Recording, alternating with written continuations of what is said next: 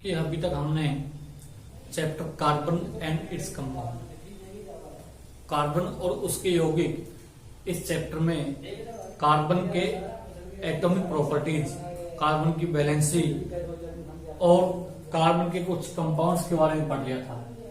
देखिए, अब एक इंपॉर्टेंट प्रश्न इस चैप्टर में ये आता है बार बार कि क्या कारण है कि कार्बन के यौगिक विश्व भर में सबसे अधिक पाए जाते हैं, यानी किसी अन्य तत्व के मुकाबले किसी दूसरे परमाणु के बजाय कार्बन के यौगिक सबसे ज्यादा मात्रा में विशाल संख्या में पाए जाते हैं। इसका रीजन क्या है, इसका कारण क्या है, बड़ा इंपॉर्टेंट क्वेश्चन है।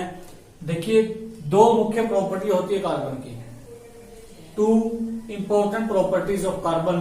कार्बन की दो मुख्य विशेषताएं होती है जिनके कारण कार्बन सबसे ज्यादा यौगिक बना पाता है। अब यौगिक बनाने की बात आती है तो यौगिक तभी बन पाएंगे जब कार्बन किन्हीं दूसरे तत्वों के साथ, दूसरे परमाणुओं के साथ इलेक्ट्रॉनों की साझेदारी करता है। इसका मतलब कार्बन की एक ऐसी विशेषता होगी जिस विशेषता के कारण कार्बन किसी दूसरे एटम, किसी दूसरे परमाणु के साथ सबसे ज्यादा इलेक्ट्रॉनों की साझेदारी कर सकता है, जैसा कि दूसरे तत्व नहीं कर पाते। और इन्हीं दो विशेषताओं के कारण कार्बन के यौगिकों की संख्या सबसे ज्यादा पाई जाती है। तो देखिए, पहली विशेषता पहली होती है कैटिनेशन,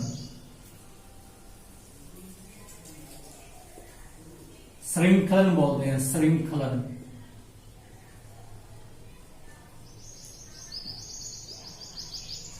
देखिए, श्रृंखलन का मतलब क्या है, जैसा हमने पीछे पढ़ा था कि ऑक्सीजन के साथ इलेक्ट्रॉनों की साझेदारी करता है, दो ऑक्सीजन बन जाते हैं। नाइट्रोजन करता है, दो नाइट्रोजन इकट्ठे होकर के एक मॉलिक्यूल, एक अणु बना देते हैं। सल्फर करता है एक दूसरे सल्फर के साथ, तो S8 ज्यादा से ज्यादा 8 सल्फर जुड़ करके एक रिंग बना देते हैं। लेकिन कार्बन एक ऐसा तत्व है जो दूसरे कार्बन के साथ जुड़ करके एक बहुत लंबी चेन बना सकता है, श्रृंखला बना सकता है।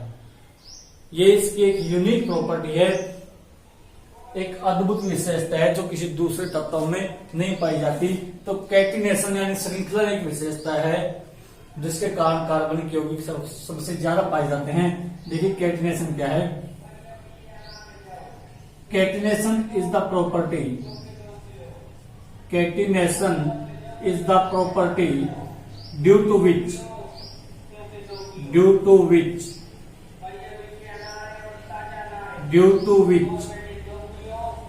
carbon atom links with another carbon atoms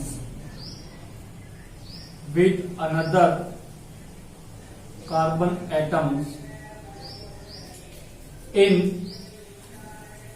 a large number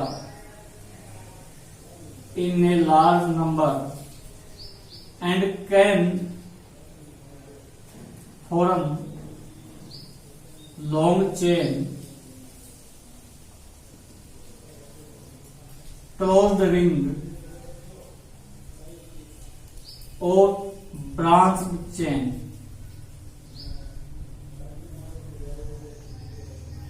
देखिए, catenation is the property due to which carbon atom links with another carbon atoms in a large number and can form long chain, closed ring और branched chain. इसका मतलब क्या है कि श्रृंखलन carbon की वह विशेषता है जिसके द्वारा एक कार्बन परमाणु दूसरे कार्बन परमाणु से एक बड़ी संख्या में जुड़ करके एक लंबी श्रृंखला का निर्माण कर सकता है। यानी कार्बन के साथ दो कार्बन जुड़ सकते हैं, 4 भी जुड़ सकते हैं, 8 भी, 16 भी, 17 भी, और ये प्रक्रम जो है वो चलता जाता है।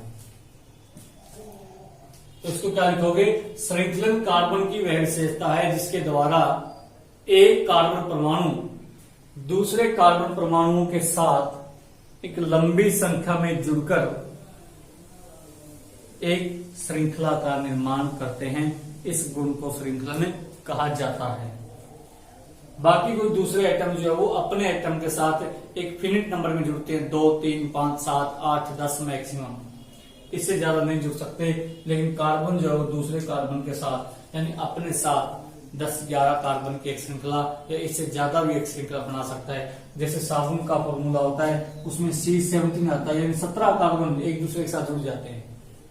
जबकि ऑक्सीजन है, नाइट्रोजन है, ये एक दूसरे के साथ 2-3 से ज्यादा नहीं जुड़ पाते। तो एक तो ये प्रॉपर्टी है कार्बन की जिसके कारण इसके सबसे ज्यादा कंपाउंड मिलते हैं। और दूसरी प्रॉपर्टी है टेट्रा वैलेंसी। वैलेंसी हम पीछे पढ़ चुके हैं। संयोजकता क्या होती है कि कोई एटम कितने इलेक्ट्रॉनों की हिस्सेदारी कर सकता है, वो उसकी वैलेंसी है। यानी वैलेंसी मीन्स कंबाइनिंग कैपेसिटी, संयोजन करने की क्षमता। तो सेकंड प्रॉपर्टी है टेट्रा वैलेंसी। टेट्रा का मतलब होता है 4। टेट्रा वैलेंसी, टेट्रा का मतलब 4 और वैलेंसी का मतलब संयोजकता। तो इसको लिखते हैं चतुस्संयोजकता, जिसकी संयोजकता 4 हो। अब देखिए कार्बन के आउटर मोस्ट सेल में 4 इलेक्ट्रॉन होते हैं। ये बातें पीछे पड़ी थी। कार्बन के एटॉमिक नंबर 6 होता है, पहले में 2, दूसरे में 4। अब 4 इलेक्ट्रॉन होने का मतलब क्या है? कार्बन उस एलिमेंट के साथ भी रिएक्शन करेगा जिसके बाहरी सेल में 1 इलेक्ट्रॉन चाहिए। जैसे हाइड्रोजन है, हाइड्रोजन को 1 इलेक्ट्रॉन चाहिए, तो कार्बन उसके साथ भी कर सकता है। अगर कार्बन के 4 और 4 हाइड्रोजन लगा दें तो कार्बन के 4 इलेक्ट्रॉन पूरे। और कार्बन 2 वाले के साथ भी कर सकता है। अगर ऑक्सीजन लगा दें, ऑक्सीजन को 2 इलेक्ट्रॉन चाहिए और कार्बन के पास 4 है, तो एक कार्बन 2 ऑक्सीजन को अडॉप्ट कर सकता है। और कार्बन उस एलिमेंट के साथ भी रिएक्शन कर देगा जिसके आउटमोस्ट सेल में 5 इलेक्ट्रॉन है और जिसको 3 इलेक्ट्रॉन और चाहिए।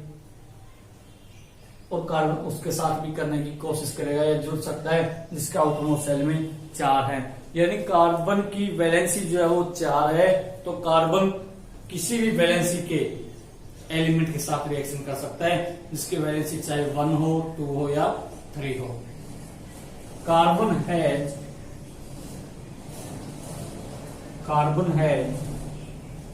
4 electrons in its outermost cell। Carbon के बाहरी कोश में 4 इलेक्ट्रॉन होते हैं। Due to which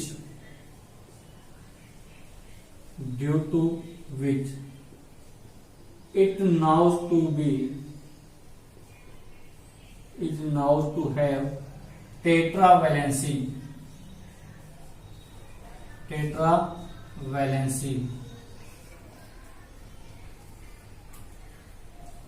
Therefore carbon will combine with another atoms or elements having valency 1 or 2 or 3 or 4। Hence it can make large number of compounds।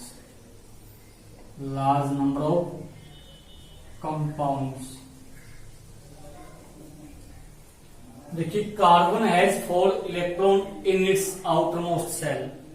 Carbon के बाहरी कक्ष में 4 इलेक्ट्रॉन होते हैं, इसलिए कार्बन की संयोजकता को चतुस्संयोजकता कहा जाता है। इस कारण कार्बन किसी दूसरे तत्व या परमाणु जिसकी संयोजकता 1 या 2 या 3 या 4 हो उसके साथ संयोग कर सकता है और इस प्रकार कार्बन बहुत सारे यौगिकों का निर्माण कर लेता है। ये 2 प्रॉपर्टीज मुख्य है कार्बन की जिनके द्वारा कार्बन के यौगिक सबसे ज्यादा पाए जाते हैं। एक है कैटिनेशन श्रृंखला, दूसरी है टेट्रावैलेंसी चतुस्संयोजकता। तो संयोग करने के बाद कार्बन अपनी यौगिक बनाता है, उसी यौगिक की श्रेणी में एक कंपाउंड आता है हाइड्रोकार्बन। हाइड्रोकार्बन क्या होते हैं, कितने प्रकार के होते हैं, ये पढ़ेंगे हम। क्योंकि हाइड्रोकार्बन का मतलब होता है जिसमें हाइड्रोजन और कार्बन दोनों मिले हैं। ऐसे कंपाउंड जिनमें हाइड्रोजन और कार्बन दोनों कंबाइन हो गए हों वो हाइड्रोकार्बन होते हैं। Hydrocarbon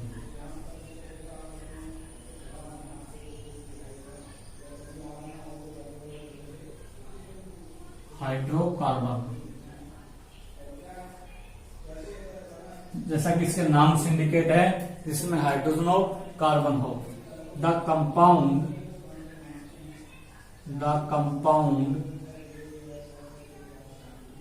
which are formed using hydrogen and carbon। वे यौगिक जिनमें हाइड्रोजन और कार्बन उपस्थित होते हैं या वे यौगिक जो हाइड्रोजन और कार्बन से बने होते हैं हाइड्रोकार्बन कहलाते हैं। फॉर एग्जाम्पल, उदाहरण के लिए CH4 मीथेन गैस होती है। मीथेन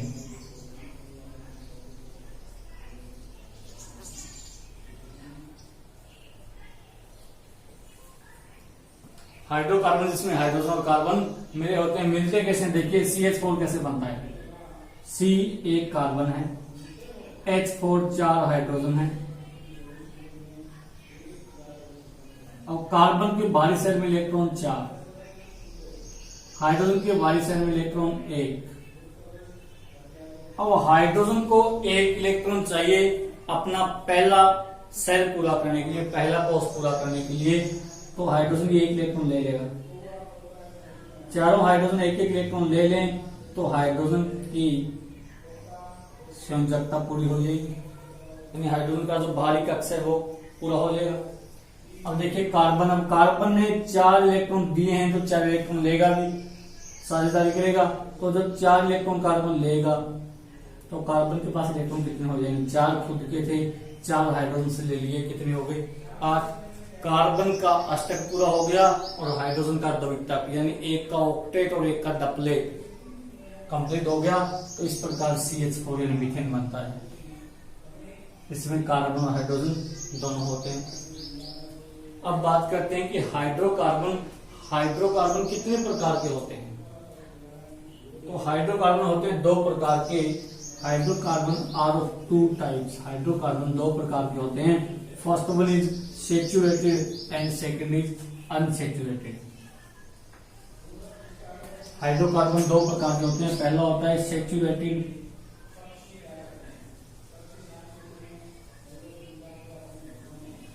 दूसरा होता है अनसैचुरेटेड।